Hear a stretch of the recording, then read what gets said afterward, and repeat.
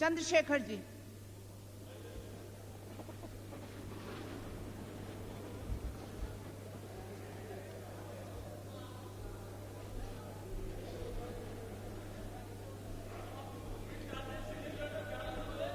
मोहतरमा नायब सदर साहिबा, आज इस सवाल पर बोलने के लिए मेरे मन में दुविधा थी। केवल बोलने के लिए नहीं, इस सवाल के ऊपर मेरे मन में दुविधा थी। हमारे मित्र मुलायम सिंह यादव ने इशारा किया, नाम मेरा नहीं लिया, लेकिन मैं स्पष्ट करना चाहता हूं, मैं इस राय का था और आज भी इस राय का हूं कि आज जो परिस्थितियां हैं उसमें कोई ऐसा कानून होना चाहिए जो कानून स्थिति को संभाल सके। और इसीलिए मैं सोच रहा था कि पोटो बिल का मैं विरोध नहीं करूंगा। लेकिन ये भी एक बात ध्यान में रखने की है कि जो लोग पोटो को लागू करना चाहते हैं उनका रवैया क्या है, उनका तरीका क्या है, वो किस तरह से परिस्थितियों को साथ में लाना चाहते हैं, हाथ में लाना चाहते हैं। पिछले कुछ दिनों के अनुभव से मेरे मन को बड़ा दुख हुआ है और मैं इसीलिए आज ये बोलने के लिए, कहने के लिए यहाँ पर खड़ा हुआ हूँ। मैं समझता हूँ कि देश ऐसे संकट में है जहाँ हमारे विचारों के अंतर हो सकते हैं, लेकिन अपने विचारों से थोड़ा समझौता करके भी देश में एका कायम करने की हम कोशिश करें। पोस्ट का बॉर्डर के बाहर से आतंकवाद चल रहा है, ये सुनते सुनते देश के लोग परेशान हो गए। वो आतंकवाद वहां से चालू किया जाता है, लेकिन उसका असर तो अपनी सीमा के अंदर होता है। अपनी सीमा के अंदर बाहर से कोई आकर के निर्दोष लोगों की हत्या करता है तो इसके लिए दूसरे देश का रहनुमा जिम्मेदार नहीं, वो जिम्मेदारी हमारे ऊपर है, इस देश की सरकार के ऊपर है। अपने निर्णय को, अपने निकम्मेपन को हम दूसरे पर थोप करके अपनी जिम्मेदारी से अलग नहीं हो सकते। मैं ऐसा समझता हूं कि कुछ लोग विरोध करने के लिए विरोध करते हैं और उस विरोध करने में अपनी सीमाओं को पार कर जाते हैं, लेकिन मैं ऐसा मानता हूं कि जो लोग हुकूमत में हैं, सत्ता में हैं, उनमें ज़्यादा संयम होना चाहिए, ज़्यादा आत्मनियंत्रण होना चाहिए। और इसीलिए आज सवेरे सदर साहिबा, नायब सदर साहिबा, मैंने गृह मंत्री जी को बीच में टोका।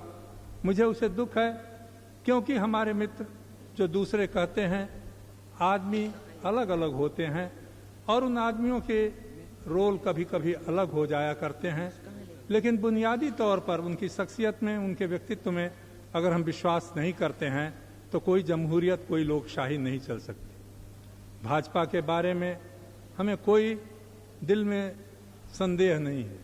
आज से नहीं, विद्यार्थी जीवन से मैं धर्म के नाम पर राजनीति को गलत मानता हूं, देश के लिए नुकसानदेह मानता हूं, समाज को बांटने वाला मानता हूं, लेकिन उन लोगों में भी कुछ लोग ऐसे होते हैं जो समय पड़ने पर बहुत अच्छा काम भी करते हैं। मुलायम सिंह जी 1975 में हम लोग साथ थे, अडवाणी जी भी थे, अटल बिहारी वाजपेयी भी थे। उन दिनों में उनका रोल कुछ दूसरा था। उसके बाद जब जनता पार्टी की हुकूमत बनी तो उस समय दो नौजवान मेरी दृष्टि में आए। उनका एक का नाम अरुण था, दोनों का नाम अरुण था, एक सोरी थे, एक जेटली थे और इनसे बड़ी उम्मीदें थीं। लेकिन अब जब देखता हूं तो कभी कभी संदेह होता है कि वही अरुण सोरी हैं और वही अरुण जेटली हैं कि दूसरे लोग हो गए हैं। लेकिन इससे हमारा विश्वास उनमें समाप्त नहीं हुआ है। परिस्थितियों से कुछ लोग बराबर झुक जाया करते हैं, बदल जाया करते हैं। अब जॉर्ज फर्नांडिस को लेके बड़ा गुस्सा लोगों को आता है, लेकिन जब मैं उनको देखता हूं तो मेरे मन में उनके लिए आदर होता है, क्योंकि उनका अतीत जो है वो मुझे कभी भूलता नहीं है और उनके भविष्य के बारे में मुझे आशा कभी टूटती नहीं है।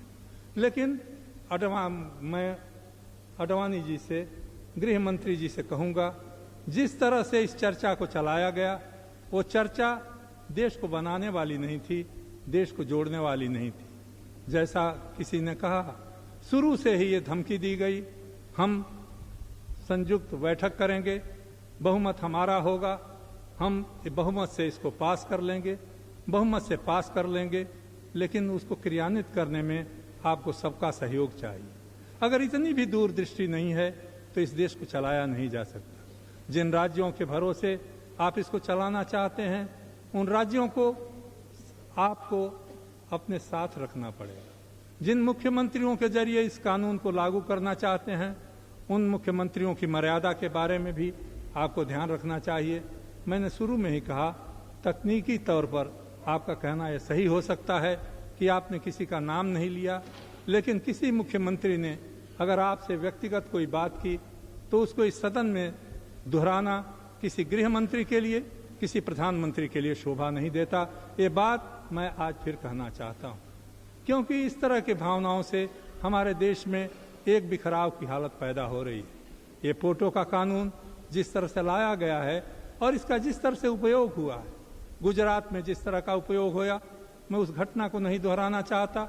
उसके बाद लगातार मुख्यमंत्री का जो बयान आता है और हर बात अरुण जेटली जी हमको कहते हैं, उनका बयान जरा तोड़ मरोड़ करके छाप दिया गया। तोड़ मरोड़ करके छापे हुए बयान का अगर खंडन नहीं होता तो लोगों के मन में यही लगेगा कि उन्होंने बयान ठीक ही दिया होगा और वो ठीक ही छपा है। ऐसी हालत में देश में एकता नहीं रह सकती, देश के लोगों का विश्वास नहीं रह सकता।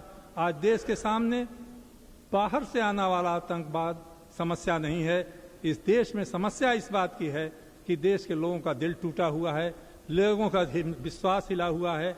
इस देश का गरीब ये समझता है उसको सुनने वाला कोई नहीं, इस देश का दलित समाज समझता है उसको न्याय नहीं मिलता, इसके अक़लियत के लोग समझते हैं कि उनकी सुरक्षा नहीं है, यहाँ का नौजवान समझता है इसके पास रोजगार नहीं, इसका कोई भविष्य नहीं।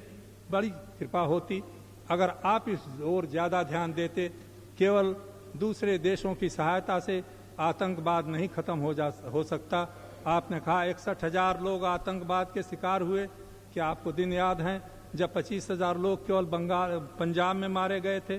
कितने लोग नक्सली आंदोलन में मारे गए, कितने लोग नागालैंड में मारे गए? क्या हुआ मणिपुर का, क्या हुआ अरुणाचल का, क्या हो रहा है आज आदिवासी इलाकों का? त्रिपुरा से लेकर तमिलनाडु तक हर आदिवासी इलाके में आज एक बाउंडर खड़ा हो रहा है, एक धुआं उठ रहा है।